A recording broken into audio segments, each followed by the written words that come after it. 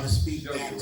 The more you speak, the more I'll get out of the way. Amen? So that's how I'm feeling today. I'm feeling like preaching and I'm already there. So, but I see right now that because of that, all of us in here today, because of we are in this world, we are very prone to spread negative things, and it is not excluded from the church. Amen. Can I be honest today? Can I be honest? The church in and of itself, if you notice, the church is supposed to be a place of healing. The church is supposed to be a place where people can come and they can actually receive deliverance. The church is supposed to be a place where people can come and they can be nurtured back to health. So, and I must be honest with you today, the church in many ways has helped me and has brought me through. Each and every Sunday when I come in here, I am encouraged because the people that I see, the relationships that I have, the Spirit of God, and it strengthens me just to go on another week. But every once in a while, all right now. Maybe I'm gonna just talk about my own life and my own life experiences. Every once in a while, the same church that I go to that I actually need healing from will be the same place that leaves me worse than I was before. Come on, same people who will sit there on one day and say, Hosanna, will be the same people the next day say crucify. It's amazing to me how fast that things can turn. Oh, yeah. I remember there was an old story, that was an old soap opera. I didn't watch it, so I don't know too much about it, but I can relate to the title.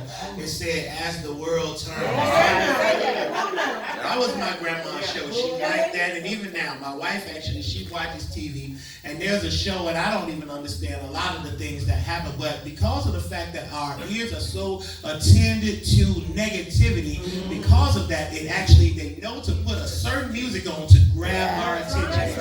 All you hear is you'll hear them talking and everything like that. You'll hear dum dum dum, and you're like, what are they talking about? Oh, they just talking about the weather. Like, why do they have to do all that and make the weather sound so dramatic? I didn't understand that. But yeah, I see what happens is the people in and of itself are drawn because of that negative drama and attention.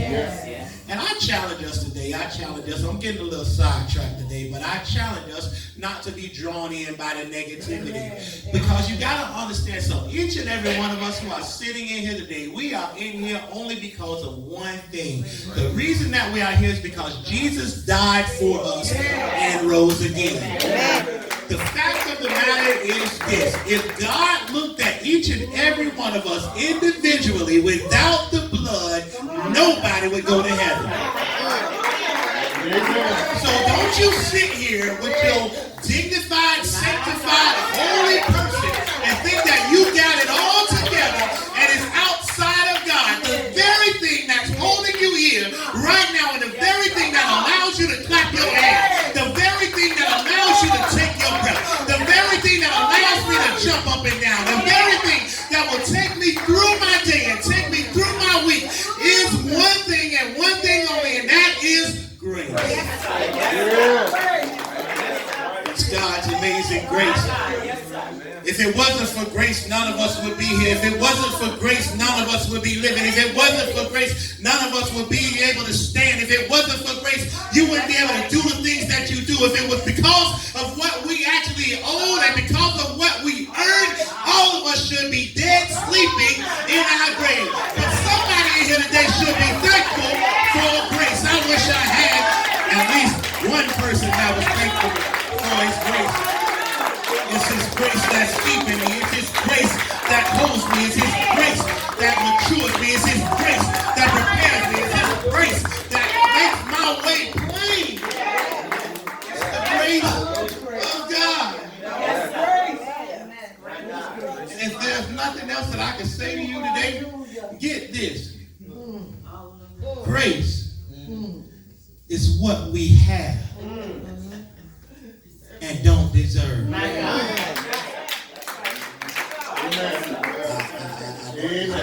don't deserve grace. I don't deserve grace. Looking at this now, you must understand, looking at this story here, I can imagine that this woman right here, she was in the midst of her act. It's said that they caught her in the very act.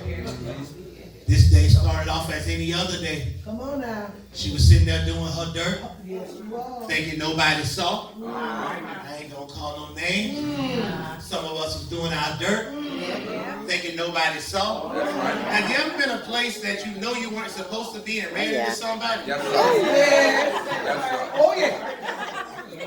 And it's very much so a little bit. It feels worse when they say, "Real." Love God. When they say that, but all of us have been in a place where we were doing things. The good thing about it is the fact that most of our dirt has not been exposed. Not yet. This woman here, somebody said, not yet. It's coming. Oh, there's one day that everything's going to be exposed. Oh, yeah. A reckoning day. Yes, sir. And I pray to God that we all be ready when that day comes. But this woman here, she was standing there. She was sitting there. You got to understand that this probably happened early in the morning. Jesus was leaving the Mount of Olives, getting ready to go back into the temple. And this woman here was just going about her own business. And then all of a sudden, her whole life turned upside down. If I could quote Fresh Prince of Bel-Air. Her whole life changed in a moment. I can imagine this woman being taken out of the house that she was in.